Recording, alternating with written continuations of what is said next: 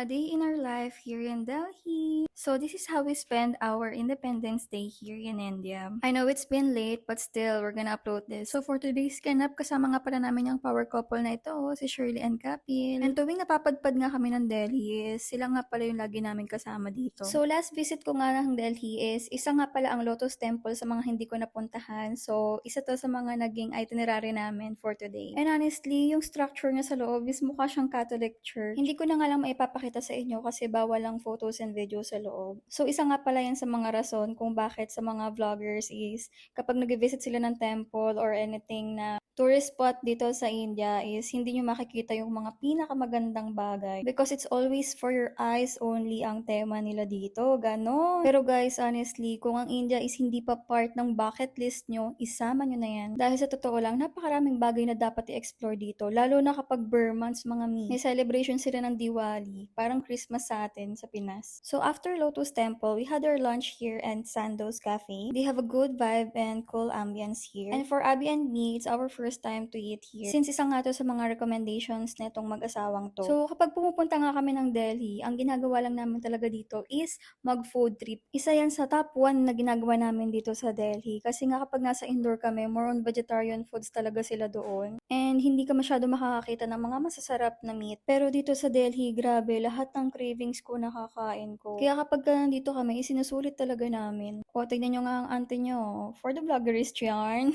Isa nga pala yan sa mga ina-admire ko dito kay She. Kasi kahit nasa labas kami, kayang-kaya niya magsalita dyan. Ako medyo nahihiya pa, ganun. Kaya for the voiceover lang ang first zone, ganyan. And meanwhile, ito na nga pala, sinerve na rin yung mga dish na in-order namin. And grabe guys, napakasarap pala dito. Lahat ng in-order namin is palang tapon, promise. Nanonood to the bones, ganon. Napaka-juicy ng chicken and super creamy. Hindi nga pala kami umorder ng rice dito kasi ang kakainin namin is naan. Ito nga pala yung in-order nila na garlic naan with butter chicken, ayan. Dito talaga medyo naparami yung kain namin kasi sobrang perfect nung pagkaka-partner nung dalawang to. Good thing talaga na hindi kami nag-rice. So after we eat, nagtsikahan nga lang kami ng konti and then we decided na lumabas na rin after nito. Dahil medyo mahaba-haba pa nga ang araw natin, no? So naglakad-lakad lang kami going to the metro kasi may pupuntahan pa kaming ibang place. At dahil nagkikrave nga pala kami sa Naturals Ice Cream, yun yung una namin tinatarget na puntahan. And you know guys, napakaganda ng metro nila dito sa Delhi.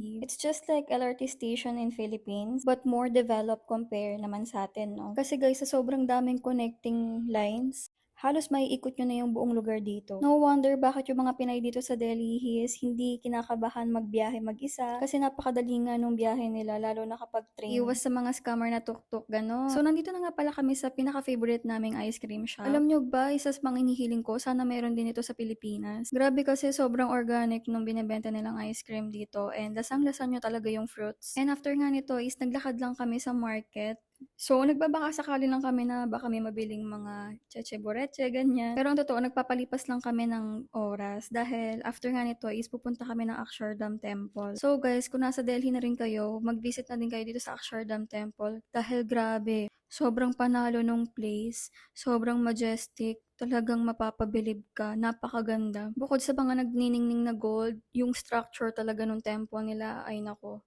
Kayo na lang humusga. So, our last stop is Agassi. It was actually a Lebanese restaurant. And hindi ko alam kung paano nila nahanap to, pero ginugol lang yata nila. So, nandito lang naman kami for dinner dahil after din ito, maghihiwa-hiwalay na rin kami dahil gabi na. So far, medyo may pagka-pricey yung mga foods nila dito, pero okay lang, maiba lang yung food vibe, ganon. At kahit medyo hindi pa naman kami sobrang gutom, is umorder na lang din kami. So, isa nga pala tong wrap na to sa mga in-order namin and pizza. And umorder lang din kami ng dessert na kunafa. So far, masarap naman yung mga foods nila dito and we really enjoy our dinner. Yun nga lang sa sobrang maghapon na kami magkakasama is for the pagod na ang mga Furzone dahil lakad kami ng lakad the whole day. So ayun lang, thank you for watching. I hope you enjoy this video. Sa susunod ulit.